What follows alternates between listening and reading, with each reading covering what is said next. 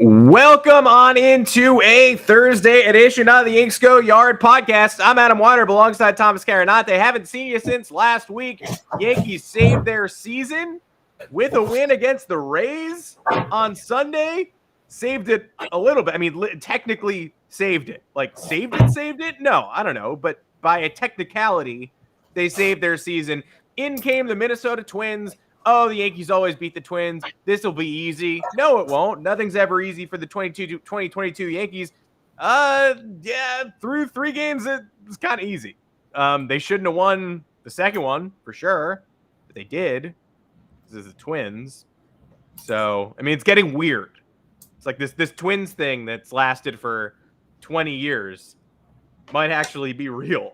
I was in attendance for yesterday's games for innings 10, 11, 12 of the first one and then the full second one. And after the Twins broke the tie in the 12th and reloaded the bases for Carlos Correa, I said, it's going to take 3 miracles to win this game. Like at the end of Top Gun Maverick, you need to get Correa without another run scoring. You need to get the next dude, Lin-Manuel Miranda's cousin, and then you need to score 2 runs. And Carlos Correa popped out against Greg Weissert with the bases loaded and 1 out, a guy who started his major league career 2 weeks ago by hitting the first 2 guys he faced with a balk in between in Oakland in a 13-1 game. That's the guy who got Carlos Correa with the bases loaded and 1 out. Then he also got the next out. Then Isaiah Kiner-Falefa, one of the more clutch people that we have on this roster, don't hate, appreciate, tied the game again. Not the first time he's done that in extras late. And Oswaldo Cabrera, my guy lobbing the grenade, is the background today for a reason. He hasn't done that, I feel like, since his debut. Probably how Steinbrenner was like, hey, we don't need to do grenade stuff. But he's been a spark plug. He threw another guy out at the plate yesterday. He is the only Yankee who's not playing his natural position who actually makes sense. Everybody else who was playing an unnatural position, it's not working. IKF at shortstop? Don't think so. Oswald Peraza at second base? Why? Yankees finally move IKF to third yesterday, where he likes to be. In place of Josh Donaldson, Mr. Paternity Leave, they run out the 2 worst lineups you will ever see. They start Domingo Germán. They get dominated by a rookie, and they sweep a doubleheader. First game was a walk-off. Second game, blast and a half. Very fun. And the first one also involved Ronald Guzman with the worst single-game debut in New York Yankees history, and they overcame it. We're obviously going to talk more about the action that was this week, and the Yankees play again tonight, one final game against the Twins. They're not going to win that one, too. Are they? No, they can't. Unless... plus, Randy Levine, they let him out of his cage, and he's been doing just fine. Spoke again this week for whatever reason about Aaron Judge. People freaked out. Truly not sure if he was just doing ownership speak or if he actually was revealing information, but either way, not too much for anyone to get worked up about, except we are going to. Giancarlo Stanton, is he in New York for the long haul? Or are we sure? Because this is another year where we're looking around, we don't really see him. And Donaldson gone for 1 day, and already we're at peace. There's peace in the world. We sure we can't extend his absence a little while longer? Maybe bring up Anthony Volpe, who's hitting 500 at AAA. We'll talk about that too. It's not going to happen, but what if it did? Make sure to find us on Apple Podcasts, Google Podcasts, Spotify, wherever you get your podcasts. Lob us a grenade and a 5-star review if you so desire. Please leave us a mailbag question in that review. We'd love to answer it. If you're going to leave us anything under 5 stars, get the hell out of there. Just don't do it. Thomas Carinate, welcome to the podcast. 4-game win streak. 5 games up on the Rays in the East. The Boston Red Sox did absolutely nothing this week in a 3-game set, riding a 5-game winning streak into Tampa, so they can go straight to hell. The Orioles didn't do much either, but the leads are now 5 and 6.5 in the quest to hold off Tampa and Toronto and avert this 15.5 game lead blowing catastrophe. Honestly, they're not really even that much better off than they were when they left Tampa a couple days ago, despite beating the Twins 3 times, because the Red Sox can't do anything. But it's nice to knock some days off the calendar, and also winning. It just feels good. It does feel good. Knocking days off the calendar is the name of the game right now. You look up and down this Yankees roster, 2 wins can't have you forget there's still a lot of problems here, guys. And the problems, unfortunately, could leak into the postseason, but we're gonna try and stay positive. What problems am I talking about? Okay, Nestor Cortez comes back today. That is sick. Hopefully we can get 3 wins in a row. That would feel good. Scott Efros still on the injured list. Luis Severino coming back, but still on the injured list. Anthony Rizzo, what's going on with him? Got an epidural, now is on doctor's orders to rest for 48 hours as a result of headaches, maybe from that back injection. Harrison Bader was ramping up, could be back next week, maybe not. Who knows? Andrew Benintendi, broken hamate bone or whatever it is. Probably not going to see him again. Are we? I don't even remember what was said in the aftermath of that. We're probably not. Matt Carpenter not progressing as quickly as we had imagined, but never really imagined him coming back. And if you did, I don't know what you're watching. Never was supposed to be a part of this team. Is not going to be, sadly. Love him. Hope he's maybe back next year if it fits, if it's a match, but I don't know. Then you have DJ LeMahieu, who may or may not go on the injured list with this toe foot issue that the Yankees have refused to kind of deal with and let him play on for as long as they did. The fucking Yankee and Giancarlo Stanton, finally, Giancarlo Stanton, who is back but not playing because he's not fully healthy yet, because the Yankees thought it would be a good idea to just plop him in there and see if it would do anything. And this is what the Yankees do. The Yankees are insane. They're insane people. They're run by insane people. They will punt August by throwing Luis Severino on the 60-day DL or IL, by phantom ILing Clay Holmes, by phantom ILing Nestor Cortez. What else have we had here? Who else has gotten rest? What other position switches have we made? But they won't put Anthony Rizzo on the injured list when he's been dealing with back issues since July or June. They won't put DJ LeMahieu on the injured list despite an unreported toe issue that we learned in August had happened during the All-Star break. They'll bring Giancarlo Stanton back early from injury when you know Giancarlo Stanton, who is a very good baseball player, is dreadful when he is not 100% healthy. And you can look at the stats, guys. I'll pull this up quickly, and this is the last I'll talk about it because I've said a lot of things about Giancarlo Stanton, very frustrated with what it's become here in the Bronx. He's an incredibly important member of this lineup, but he's not here for most of the time. Last year was great, but hey, look, through 90 games this year, does this what numbers does this sound like to you? 214 average. Okay, you don't care about batting average. That's great. 214 is really not bad if you're actually carrying your weight elsewhere. But is he? 297 on base percentage, 453 slugging percentage. That is good for a 750 OPS and a 111 OPS plus. He has struck out 102 times in 90 games. His first half of the season was great. Actually, up until the beginning of July, it was great. Since July, it's been an absolute nightmare, and it's been such a bad nightmare that Stanton can't even really have above average numbers at this point. Say what you will about a 111 OPS plus. That's not above average for a guy like Giancarlo Stanton. It's simply not up to par. It's not what's expected of him. So you have all these issues with the Yankees that stem from mostly the Yankees making poor decisions. And 2 wins is great. 2 wins keeps the cushion. 2 wins knocks days off the calendar. 2 wins puts us in a better position to face the Rays at home this weekend. But what makes you think that the Yankees ripped off 5 wins in a row in the middle of this shitstorm. Remember that? We thought they were back, and then they lost 2 straight in Oakland. And then they lost a series against the Angels. And then they came back and lost a series against the Rays. They scored 3 runs in an entire Rays series. So the problems are not gone. I'm going to celebrate a win. Why? Because I'm loving what I'm seeing from Oswaldo Cabrera. I don't care if he was 0 for 24 or whatever it was before his hit. He wasn't brought here to hit. He was brought here to inject some energy, provide value where there's not. He's been versatile. He's been a pleasure. Just a nice guy. Interviewed after the game yesterday after that big hit. Like you don't have that anymore. The youthful energy you haven't seen on the Yankees in quite some time. Oswald Peraza comes up, goes 4 for 8 yesterday with a walk and plays a serviceable shortstop. Like what else do you want? Rockets coming off his bat. Why was he not here earlier? I may ask. And then yeah, I may ask. So I'm happy about the direction.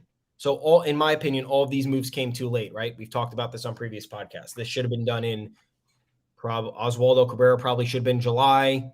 Peraza should have been mid-August. We could split hairs all we want, but guess what? 2 weeks, 3 weeks, making up lost ground there would have helped. Instead of treading water, maybe you get a couple wins in there. Maybe your lead's 9 games right now instead of 5. So I'm happy with the energy surrounding the team. I'm happy with, and once again, let's talk about IKF. Let's dive right into IKF. I know you wanted to talk about him. Let's get that out of the way because IKF homer 2 nights ago, on the Monday, was it? Or the Tuesday? Yeah. He extended a 4-2 lead to 5-2 on Monday. Obviously, we got rained out Tuesday. Crammed that into yesterday, and it was great. Go ahead. Game-tying RBI in the first game of the doubleheader in the 12th yesterday, and then the go-ahead game-winning grand slam in the second game of the doubleheader in the 4th inning. So now, interesting scenario. Josh Donaldson is gone, and we have talked at length about fans being angry with IKF, right? And even we came to a head with IKF at some point. We were like, can we make the routine plays? Can we not do this? But the anger at IKF is a symptom of the poor decision-making elsewhere. IKF was brought in and put in a position that is of second nature to him. He is not a starting shortstop. He is a below-average MLB player. So fans getting mad at that is misplaced. You should be getting mad at Brian Cashman for putting the man in this position, putting him in a magnified position to succeed in arguably the most important position on the field after a free agency period where the Yankees passed on arguably what was at the time the greatest free agency class of all time. Now you kind of look back, revisionist history. I think maybe only one of those guys was probably worth the money, Corey Seager. And if that, he's already plummeting back down to earth. Carlos Correa not having that good of a year. Trevor Story, injured, also wasn't having that good of a year. Javier Baez, not that good. Marcus Semien, also not really a shortstop. So problematic. So maybe you're glad the Yankees passed, right? But it was putting IKF there the move? I don't think it was. But to be mad about that, the guy's still been clutch. The guy has done a job he isn't used to doing. And he's also maybe moving into a role that better suits him. Maybe he's the full-time utility guy now. I'd hope. I'd like to see it. I'm glad the whole stadium was chanting IKF yesterday. That was a huge grand slam. He came through over and over again. I think the Twitter discourse versus the real life fan base discourse is really different on IKF. I think most people really like him. I think that the people who say he's powerless, so he's the worst player in the world, are few and far between, and most of them you'll find them on twitter.com. And a lot of the people you talk to in real life say some variation of, I wish he weren't the starting shortstop, but I'm glad he's on the team. And I hope he's the utility guy next year, just like you said. I hope that's where his transition is. I hope he's on the roster next year. I hope he starts 100 games, and I hope he hits 270 with a lot of singles. And IKF coming up clutch yesterday. So, the single and extras to reverse everything after they pull off the miracle escape in the top half of the 12th. Knocks it right up the middle. 0-2 pitch, too. Knocks it right up the middle. No controversy. Best ABs of extras yesterday. Trevino had a huge one in that 12th inning. IKF in the clutch. Esteban Florial in the bottom of the 9th. Almost won the game himself. Worst ABs of extra innings. Ronald Guzman tied for every top spot. Peraza had a bad one too. But it was nothing new for IKF to do that. This year in high leverage situations, he's hitting .431, minimum of 30 plate appearances. So that's, it's a nice chunk of plate appearances.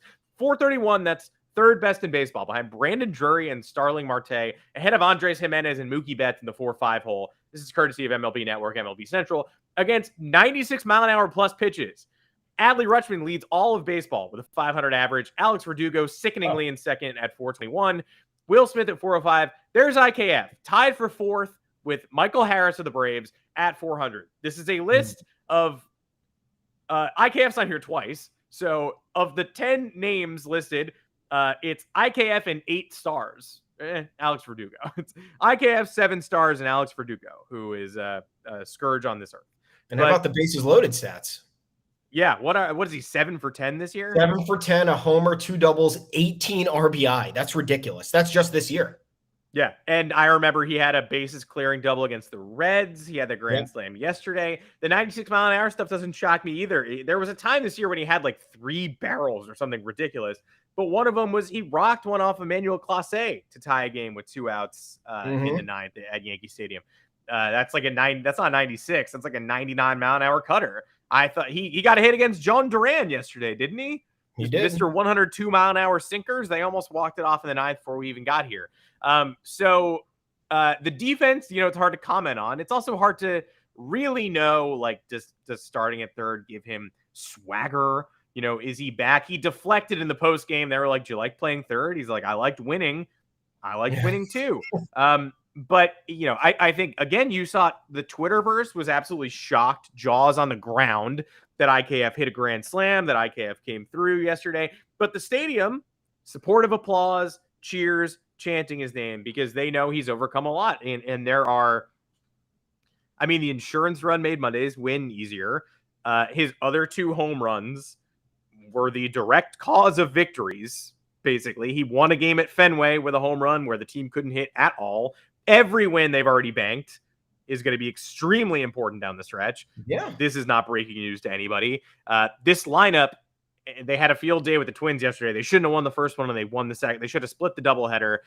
This is the worst Yankee lineup ever, and you're not going to top this, because this team makes too much money. The revenue streams, they're just not going to put together a worse lineup than this. Even in seasons where they're not very good, the lineup is going to be better than this.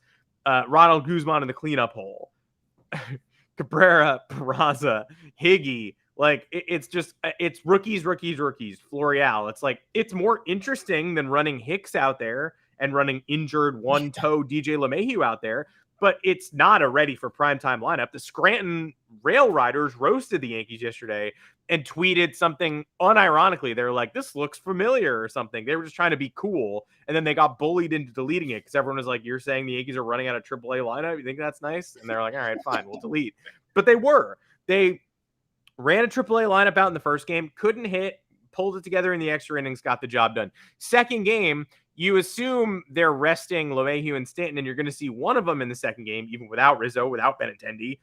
No, the only names you switch in there are Hicks and Marwin Gonzalez. It's the same lineup, but a little bit worse, because they took Ronald Guzman, who's theoretically a power threat, out of there. But I can't even keep a straight face there talking about Ronald Guzman and his 0 for 5 with 4 strikeouts and an extra inning, bases loaded, no outs, double play grounder on a full count.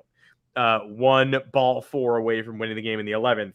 He instead chops one to first, ducks so Luis Ariz can get the throw to home, walks to first base, doesn't get out of the way again, lets Gary Sanchez throw one over his 6'5" frame to the first baseman, who is, again, it was like Miranda. It's small, if Miranda's catching and he's tall. If it's Ariz, he's small.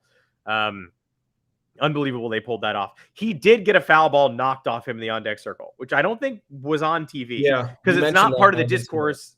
Yeah, it's not part of the discourse at all. But as somebody who was there, and I tell you, he did get a foul ball rocked off his foot before he came to the plate in extras, and then couldn't really walk. So the hustle stuff, I don't really blame him as much as the overall discombobulated nature of that play. Also, the ridiculous play in the 12th where Trevino lined a single. I don't know why IKF didn't score on that. Maybe you can enlighten me. It looked like he was going to easily come home. Somehow got caught off third. Trevino starts wandering around. Everybody's safe. Second and third. I don't know. And then Peraza almost. The right fielder made a good play on that. I forgot who was playing right field, but he immediately started bolting in on that hit and got the ball. And Luis Rojas was probably like, if someone gets thrown out the fucking plate here, I'm going to lose my job on the spot. Yeah. And it was Cave, I think, who did throw out a dude in the second game, but that was slow Marwin. Either way, got the job done. Great hitting with 2 outs and 2 strikes by our boy Oswaldo, the background of my photo today. But yeah, IKF, there's value there. And whether that value is as the team's starting third baseman or as a utility guy, I don't know. I think odds are he's not the kind of bat you want to expose or rely too much on. Similar situation with Jose Trevino. It was like in May, you're like, is this guy the Yankees starting catcher for the next decade? And now you're like, clutch, incredible defender, solid bat, iffy bat, fringe bat, a good guy, great guy to have around. But do you want IKF starting 159 games at third base? I don't think so. You might not know until you try it. But small sample size IKF at third, great. Larger sample size IKF in the clutch, and in situations where you just need to put bat on ball and find holes against high velocity pitching, he could be a more valuable weapon in October than people are thinking. I agree. And I think he clearly is a gamer. He's got a penchant for the moment, which is value, which I thought Yankees fans and losers on Twitter would appreciate more because it falls right in line with the Yankees winning culture. Derek Jeter, a guy who's always right place, right time, always putting bat on ball when you need him to do it. I'm not saying IKF is comparable to Jeter, but you look at the stats this year and you're like, holy shit! Like with the dearth of offense over the last 2 months and the lack of clutch run scoring we've seen literally since June. Why is this guy not a little bit more appreciated? But whatever. I think next year, just to put a bow on this, Donaldson's gone, Glaber's gone, middle infield is Peraza, Volpe, and then you have IKF kind of as the rover, and then you have maybe DJ doing some third and second. And those two figure out some sort of dual utility role because DJ could play some first. IKF, they were talking on the broadcast, would be the Yankees' backup catcher in an emergency situation. So also not a bad asset to have. But yeah, once again, 270 bat. Don't care if the OPS plus is 88. I really don't care. Put the 270 bat at the end of the lineup, contact, get it in play, see what can happen. If he can hit in clutch situations, that's another asset to have on your team. And yeah, it kind of changed things because Donaldson being gone, and I think maybe Volpe should be here for September because, like we said, the prospect progressions are not always linear.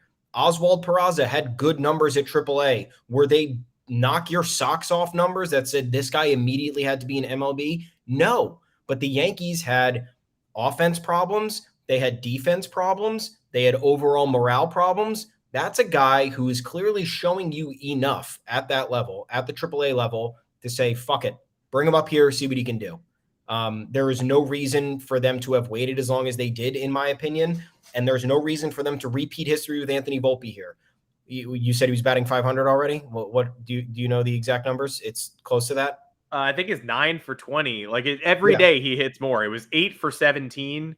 I think he got one hit yesterday. I think he doubled. I mean, we basically talked about how, this promotion to AAA, like freezing cold taking ourselves from like 6 days ago. It's like, this promotion to AAA is pretty important because there is a slow adjustment period at AA. The Yankees want to get that out of the way in September so he can hit the ground running in April. And like now he's call-up worthy. Like it's not going to happen, but he hits AAA and he's just tearing the cover off the ball. So the transition probably had nothing to do with AA or even jumping levels.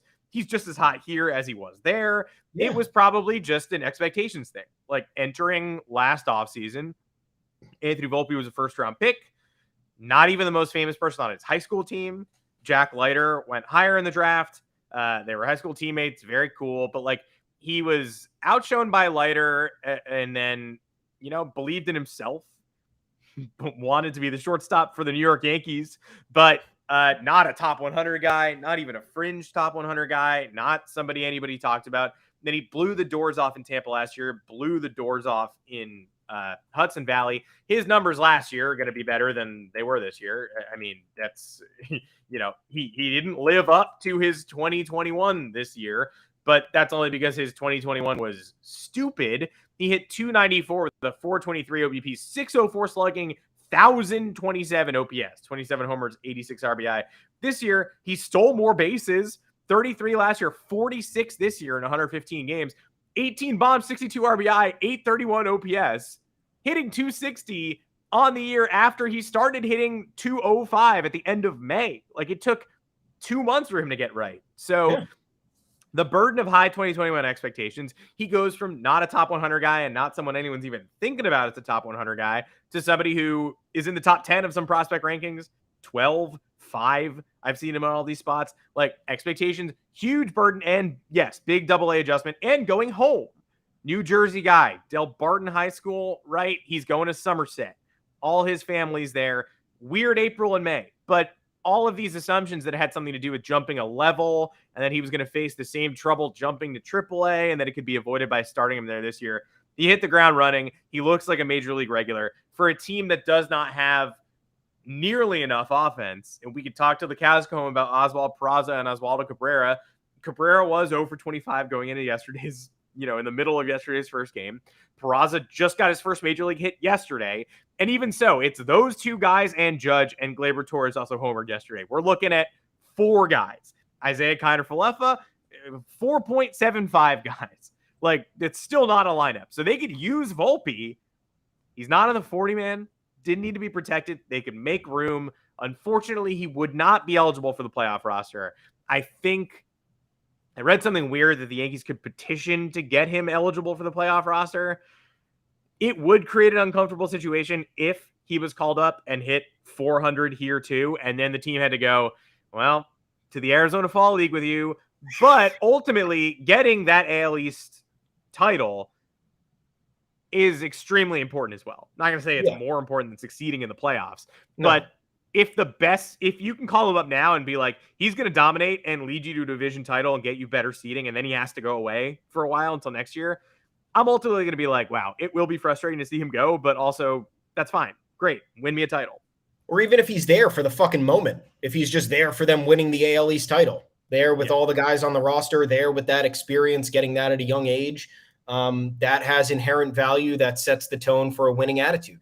Got to drill these things into the kids early on, make them winners. Come on, we got to breed winners. Drill.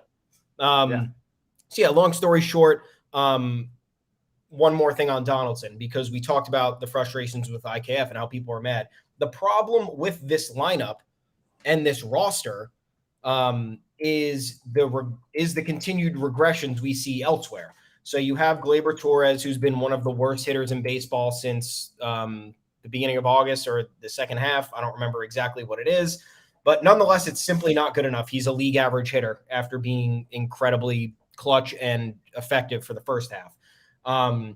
You have Anthony Rizzo, who's injured, so that's killing the roster. You have DJ LeMay, who was a top 10 hitter in baseball, who's now injured and is playing but cannot perform, which I don't agree with. If you're not performing and you're injured, the team has to do something about that. Now they're doing something about it a little bit too late.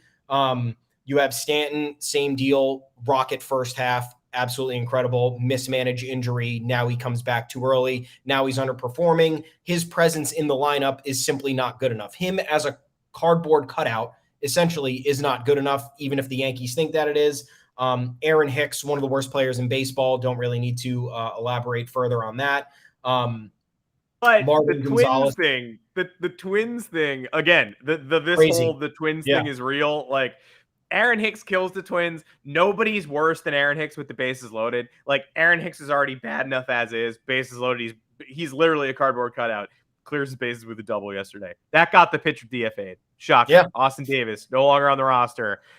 You gave up a bases loaded hit to Aaron Hicks in any capacity, you have to find a new line of work. Yeah. Or they're looking for a new king in England. But yeah, so you look up and down this roster, and I went and looked at the 2009 roster today when we were talking earlier, and they had one starter with, I think, an OPS plus under 115. And it was Melky Cabrera, maybe. That makes sense. Gardy. This team has 1, 2, 3, 4, 5, 6, 7 regulars who are hitting 100 OPS plus or under.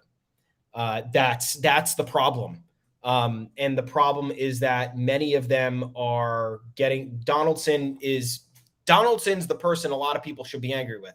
He's having a career worst season after having a good year last year with the advanced metrics to boot, which is always a double plus. You're like, oh, he had power last year and he hit the ball super hard and he kind of got unlucky. Okay, great. So we can probably bank on another powerful season, not a career season, but just simply not a career worst season. Donaldson's defense has been slipping at third base. So now, in my opinion, the value there is not really there. The beginning of the year when he was slipping offensively, it was like, yeah, well, you got Gold Glove third base. You got a Gold Glove third baseman. So live with that. The Yankees have had defensive issues for years now. Let's just enjoy that. Now it's reached a point where it's not good enough. He is a black hole in the lineup. Batting 220, 684 OPS, 95 OPS plus. Pimping singles. Yeah. Pimping a single off the wall, getting thrown out at second base. 120. Telling the Rays to throw him some fastballs, and they're like, I did already. I did. What you the fuck stared are you at talking a about? 92 mile an hour fastball over the middle. So This is where the anger, we need to contextualize it. Who should we really be mad at? You should be frustrated with Gleyber Torres, who got his way, moved back to second base, got the spotlight off of him at shortstop, now is not hitting the ball at all. I know the home run yesterday, that was awesome, but few and far between at this point. Joey Gallo was someone who people rightfully should have been angry with. The Yankees mishandling injuries from DJ to Rizzo to Stanton, 3 gigantic ones, unacceptable. IKF is all the way down in the totem pole. He was brought in to be a below average player. He's been an average player, and that's what you're getting.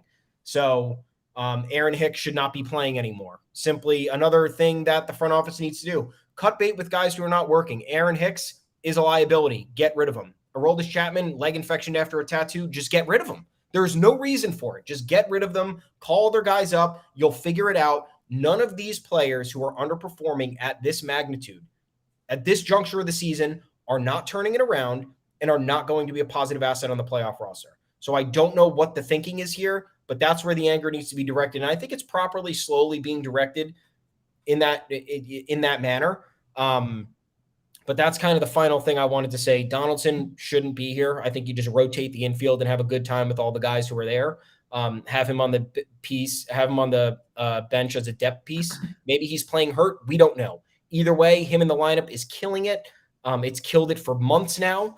And speaking of blame, more of the blame should go toward the front office, the executives for these decisions. And that segues us into Randy Levine.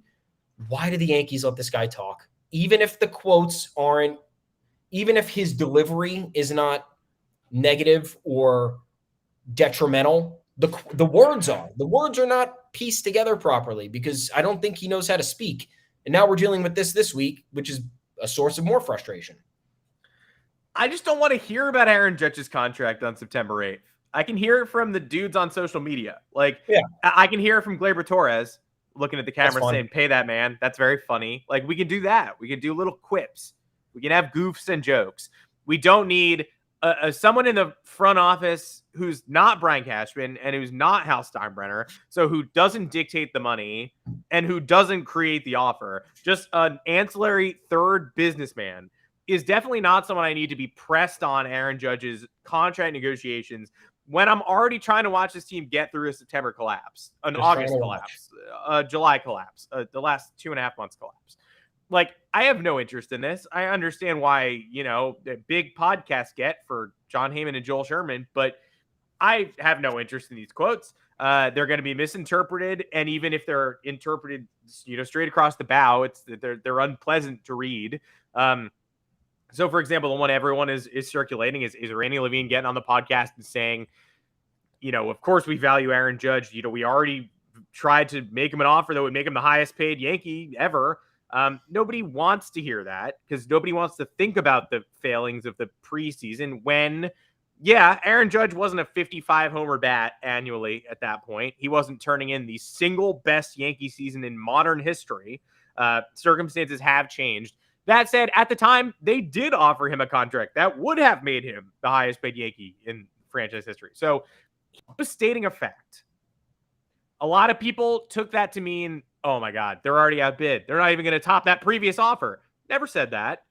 No. Like, you wanted to hear him say that. So you were like, oh my God, the Yankees are already out of the bidding. This is embarrassing. Not what he said. But that said, I didn't really need to hear him tout his previous offer. That's in the past. I don't care about that. Everything is going to change in the Judge negotiations. And if it doesn't, they're not going to sign him. Yeah. But it has to. Or again, they're not going to sign him. My problem was him saying it's up to Aaron Judge if he wants to stay here. And it's not. It partially is. Yeah. Does Aaron Judge, hey, Aaron, do you want to stay here? Yes, I want to stay here, but I want to stay here because of this money. The Yankees can't be like, well, we offered you the money. So now it's up to you if you want to spend your future here. You offered him a contract that was at the time fair. That was, yes, minimizing as much risk as possible. And he called your bluff. And now he's on a record-setting pace. So you could have went up another 40, 50 million and avoided this. And now you're not. So once again, Judge set the deadline. The Yankees don't need to comment on this anymore. They already commented on it a minute before opening day. The whole vibe around this for me is, Oh, wait, no. Let's hold a podcast and let's have people go on other. Let's hold a podcast. Brian Cashman on a podcast. Let's hold a press conference. I would do it.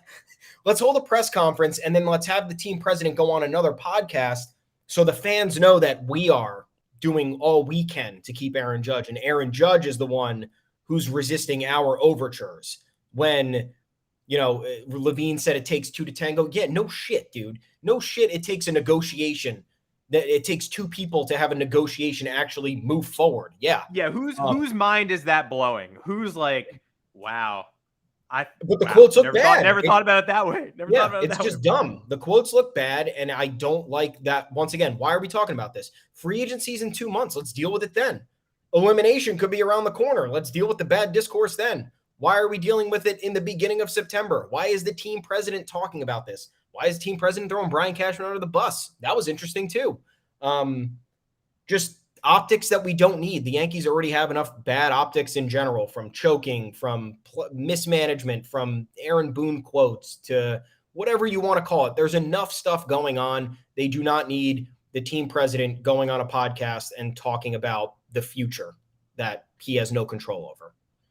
And they are still choking. Like, they're only not choking against the Twins. They're a Jose Trevino frame job from getting 3 games swept at Tropicana Field.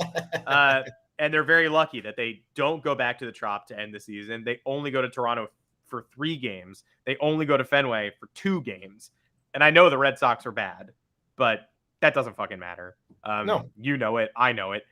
So they're lucky that they might already be through the most terrifying part of their schedule. The Orioles come in for 3. They might be falling off a little bit. I know, but nothing's done. The Rays are coming in this weekend. You could be up very few games by the time the Rays leave town if things go off the rails again, which is highly possible, because can't stress this enough. There's no offense here. So you beat the Twins a couple times. Nicely done. Nicely done. You had to. The Rays are coming in. They're going to be merciless. We can't hit them healthy, so why would we hit them decimated? And still, you got Randy Levine talking about offseason business as if, it's one of 2 things. Is he already on to the offseason because he's given up on 2022? Great vibes. Or is he just trying to derail the conversation again, distract from the on-field play so nobody notices? Because we still noticed. Could be. It's all sorts of nonsense. The stuff about the Cashman rift with Randy Levine saying, it wasn't ownership on the shortstops. If somebody come to me and asked for money, I would have told you. But nobody came to me and asked for money. Maybe nobody came to you and said, we need 250 earmarked millions of dollars for Carlos Correa. Can we have it? But they obviously came to you and were like, it might cost this much to get Carlos Correa and Corey Seager. Or like, hey, here's what I'm hearing. You guys still want Seager? Like, because here's what the dollar values are. So, hey, you take this information, you do with it what you will. But there's no reality where, like, Hal Steinbrenner just wasn't consulted on Corey Seager for 4 months.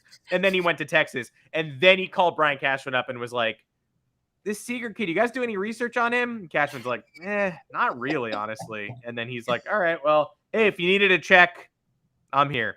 There are still some other shortstops, right? You still need money for Correa. I'm here. And then Cashman goes, not really looking into him either. Kind of doing this Donaldson thing. Like, I'm really on Donaldson.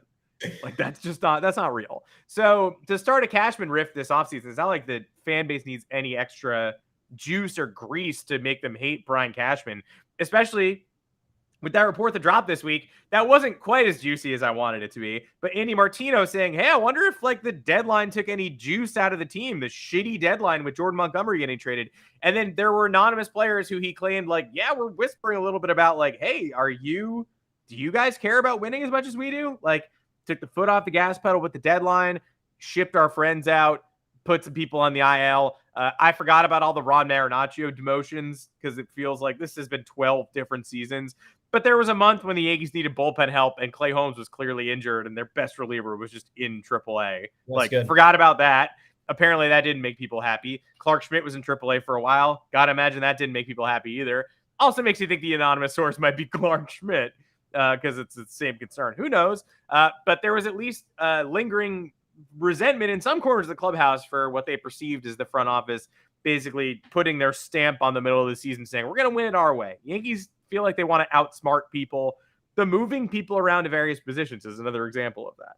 Oswaldo Cabrera in the outfield. It's working. Why is it working? I don't know. Thank God it is. He's a special player. But Peraza, our top shortstop prospect. Let's play him at second. Why? I wouldn't.